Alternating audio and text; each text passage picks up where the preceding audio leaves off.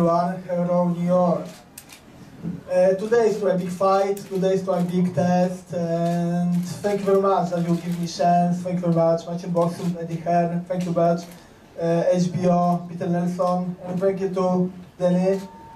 And so, I'm ready, I'm hitly, and very determined, I'm strong, I'm fast, and I'm ready on a very difficult fight. I was very good camp with my coach, Andrew Midruk. Hello Andrew. I had great sparring partners from USA, from England. And I'm ready, and I can't wait on Saturday. See you Saturday. Thank you very much. Thank you, Maciej. Excellent English there as well. Well done, thank you. Genuinely, fantastic. I couldn't speak Polish. Peter Nelson talked earlier about, is there room for gentlemen in the sport of boxing? And I think absolutely. I think it's always important to have a great ambassador in the sport, a great role model in the sport that the young people coming through at grassroots level can look up to, and parents can look at and say, I've no problem with you wanting to be like this man.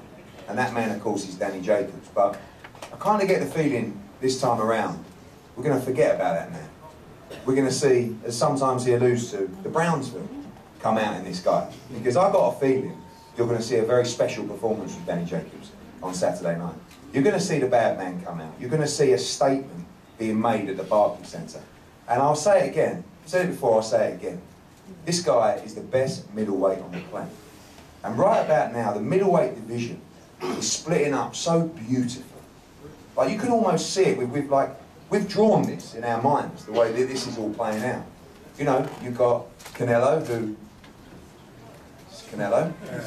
And you've got Gennady Golovkin, who is a wonderful competitor, who's going to be defending his title next week on HBO. They're doing their thing. The winner of this fight will go on to be the mandatory challenger of Gennady Golovkin. But right now, I see Daniel Jacobs as, even at this stage in his career, the emerging star again of the middleweight division. And we're game for all those big fights. Gennady Golovkin, possibly a shot at another title that might become vacant. Mr. Charlo has been running his mouth recently. We loved that fight as well. We all saw what Danny did to him in the corridor of the Barclays. I think we're still looking for his soul, which he left there that night. But on a serious note, this is a wonderful contest. And I think this is the kind of fight where Danny Jacobs can come out and make a great statement on Saturday night. To introduce his fighter, again, it's wonderful working with people in the sport of boxing and great managers who care for their fighters. And this guy is like family to Danny Jacobs, and I know vice versa, because he busted my balls for one hell of a deal. But it's all good, because he's worth every moment of it. I'd like to introduce, to say a few words on behalf of his fighter, introducing Danny Jacobs' manager, Keith Conlon. Thank you, Eddie. I don't know if this is a big crowd or just a small room, but thanks for everybody coming. I want to thank Peter Nelson. When he first said that he wanted to sign up Danny Jacobs, he said he was going to make him a star and give him the platform that he needed. And so far, I think he's definitely done that, as well as Eddie Hearn. Eddie Hearn's the best promoter in the world, in my eyes. He's always out there fighting for his fighters, and he's done the same thing for Danny. It's kind of a weird situation this week because there's not really a lot of trash talking going on. You have two really good guys. Sulecki is a gentleman, and as Peter Nelson said earlier, and Eddie as well, I think Danny's the best ambassador for the sport. He's a guy that people can really look up to. So I'm expecting a really good fight on Saturday, and hopefully everybody makes it. Ladies and gentlemen, please welcome to the dais, Danny Jacobs. Thanks everyone for coming. I want to thank a lot of people. It's not just me I'm representing up here, it's my whole team.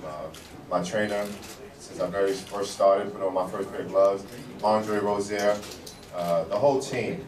Scooter, always making sure my strength and conditioning is on point. I want to thank Matchroom Boxing for giving me the platform, and making sure that I can be promoted to the world and get the best opportunities. And also HBO for believing in me even after a very controversial decision. I'm very grateful for that, so thank you.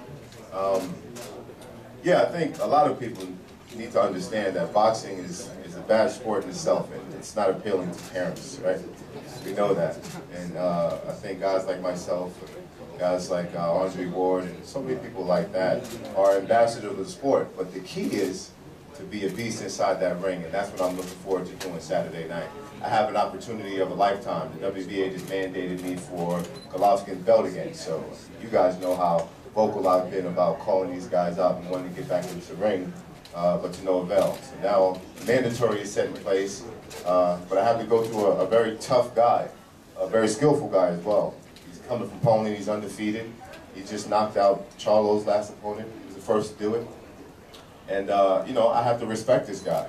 I'm looking forward to both guys coming forward, not like the last fight where we got a bit trash talking and, you know, it was the opposite once we got in the ring. This fight is going to be two bulls coming straight at each other, and it's going to be fireworks. I'm grateful that it's at the Barclay. I can't remember the last time I stepped foot in the Barclay performing, so I'm glad I get a chance to be in front of my home crowd, my home team, and my fans in general.